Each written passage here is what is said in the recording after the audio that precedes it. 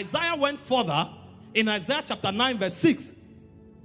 When he reiterated this, see what he said about him. For unto us a child is born, unto us a son is given. He said the government shall be upon his shoulder, and his name shall be called Wonderful Counselor. Number 3, what? Mighty God. No prophet is called Mighty God. Number 4, he said he shall be called what? The Everlasting Father. So every prophet knew that the one coming was God. He wasn't one of the prophets. And not only the prophet, all the apostles knew that Jesus was God. In John chapter 1 verse 1, he said, in the beginning was the Word. The Word was with God, and the Word was God. That was John speaking. Every apostle knew that Jesus was God. Paul was speaking.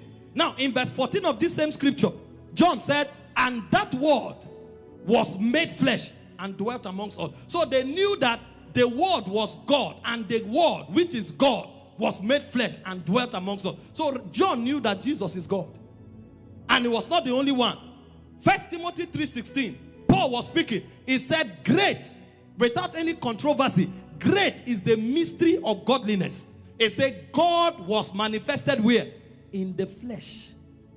Every apostle knew that Jesus was God. So when they preached him, fundamentally, they preached him as God, because they knew who he was. Only those who don't have spiritual knowledge think that is a prophet. He is greater than a prophet. He is God in human form. And I have told you here before, the reason you hear some scriptures like Jesus speaking said, my Father is greater than I, is because of administration. I've explained that to you before. And that's where you come into Son of God.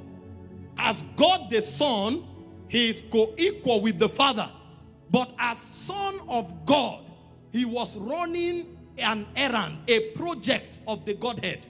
Because when you study God, you will discover that essentially God is one. But existentially, God manifests in 3 forms. Before creation, before anything was created, God was. That's why I said in the beginning was the Word. In that form, God was not an existential being. He was just essentially God. In that state, God is one. But for the purpose of God's administration, when he created the world, he had to manifest in 3 forms.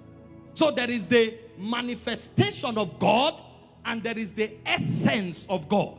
So Jesus essentially is God, but in manifestation, he's one of the 3 persons of the Godhead. And the Bible makes this easy for us to understand. In Romans chapter 1, verse 19 and 20, it said, in case you don't understand the mystery of the Godhead, he said, look at nature. Nature has a simplistic way of interpreting it to you. So he said, for the invincible things of him from the creation of the world are clearly seen, being understood by the things that are made, even his eternal power and Godhead, so that no man is without excuse. So God is telling us, even if you can't understand it doctrinally, he said nature is an interpreter of the essence of the Godhead. So you can understand the Godhead from nature. That's why I used the example of water when I was explaining the Godhead. I told us that chemically speaking, which is the essential nature of water, water is H2O. 2 atoms of hydrogen, 1 atom of oxygen. But manifestly, which is the physical expression of water, water exists in 3 forms. As liquid, as solid, and as gas. You call it ice, water, and steam. Now, ice is equal with water. Water is equal with steam. Ice is not greater than water. Neither is water greater than steam. And ice is water. Steam is water. The liquid is also water. So God, outside manifestation, is essentially one being called God. But in manifestation, it takes 3 forms. Water is not ice. ice is not steam. But ice, water, and steam is water. So Jesus is not the Father. The Father is not the Spirit. But both Jesus, the Father, and the Spirit is God. So they are co-equal, co-eternal, and coexistent. However, when God wanted to save man, when God came into the business of creation, God needed an administrative system. Because if God steps into creation in his fullness, creation can't contain him. Because if creation contains God, God will stop being God. In him we live. In him we move. In him we have our being. So what did God do? He decided to step down his reality and encase himself in a flesh, so that that flesh can carry out specific program for God. Now, because of that administration, the God that is in the flesh cannot function like the God outside of creation. Because if he functions like that, creation can't contain him. So he humbled himself, relinquished his dimensions, so that he can carry out his own administration. It is in that light that Jesus said, my Father is greater than I. Not because he's bigger than me essentially, but right now there is a God program, and I have come to fulfill that program. So I have stepped down from operating in the fullness of God, so that I can carry out that program. Are you following this? So when Jesus said the Father is greater than I, he wasn't contradicting himself. He was actually opening our eyes to a program. Because if God exists in his fullness, how can God die for sin? It will be impossible. If God exists in his fullness, how can God be man?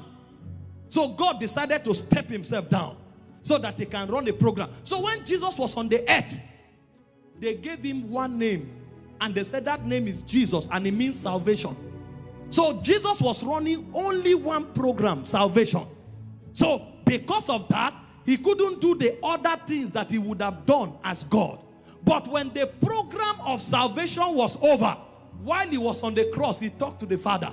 Now I'm about to come to you. Restore to me the glory that I had with you before the foundation of the world. So when he was running the errand of God, he was Son of God. After that errand is over, he returns back to heaven as God the Son. If you meet Jesus now and you call him Son of God, you are wrong. He has become God the Son again, because the program is over. And that's why the moment he resurrected, glory changed. John saw him in the Isle of Patmos. He had to reintroduce himself, because the person he saw in Galilee is not the one he's seeing now. He said, I am Alpha Omega. Alpha Omega is not Son of God. Alpha Omega is God the Son. I am the one who was, who is, and who is to come. I am the first and the last. That's Jesus introducing himself, but in a new ranking and in a new order. So you need to know God the Son, and you need to know Son of God. And I told you this is not supposed to be a mystery. People keep arguing that how can God have a son if he's not married? That's dwarf thinking. Because even the lower organisms like amoeba, they don't marry, they have children. You don't need to have a wife to have children. And the way God works is that when a man talks, you hear sound. But when God talks, the voice of God walks. The Bible said in Genesis chapter 4, he said the voice of God came walking in the garden. So when God talks, God can sit on his throne. Hear this, please. It's not every errand an angel can run. Salvation is one of them. So there are certain things that God has to do by himself. So the way God does it is that, like creation, no angel can create.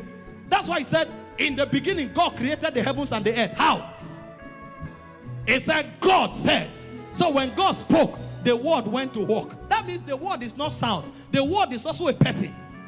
So when a man talks, you hear sound. But when God talks, God comes out and God starts walking. So the God that spoke is God Father. The one walking is God Son. It doesn't...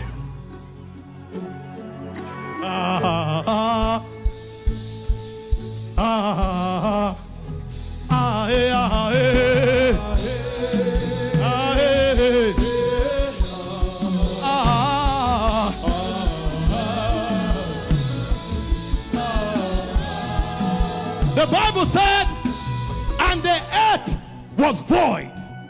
Darkness was upon the face of the deep, and the Spirit of the Lord hovered upon the face of the waters. And he said, and God said. light be. It's not volume. The moment God said it, in the beginning was the Word. The Word was with God, and the Word was God. The same was in the beginning with God. All